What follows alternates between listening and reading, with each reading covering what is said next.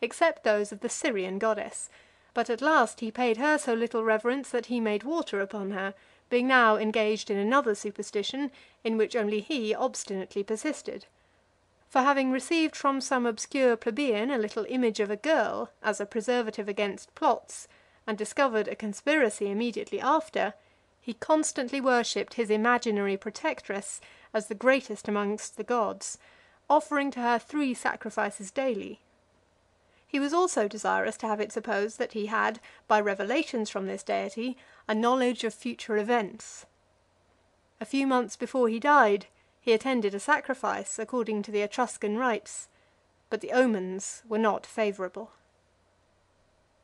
He died in the 32nd year of his age, upon the same day on which he had formerly put Octavia to death;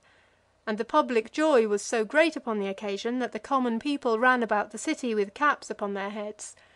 Some, however, were not wanting, who for a long time decked his tomb with spring and summer flowers. Sometimes they placed his image upon the rostra, dressed in robes of state; at another they published proclamations in his name, as if he were still alive, and would shortly return to Rome, and take vengeance on all his enemies. Vologesus, king of the Parthians, when he sent ambassadors to the senate to renew his alliance with the Roman people, earnestly requested that due honour should be paid to the memory of Nero;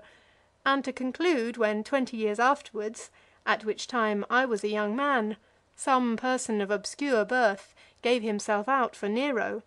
that name secured him so favourable a reception from the Parthians, that he was very zealously supported, and it was with much difficulty that they were prevailed upon to give him up.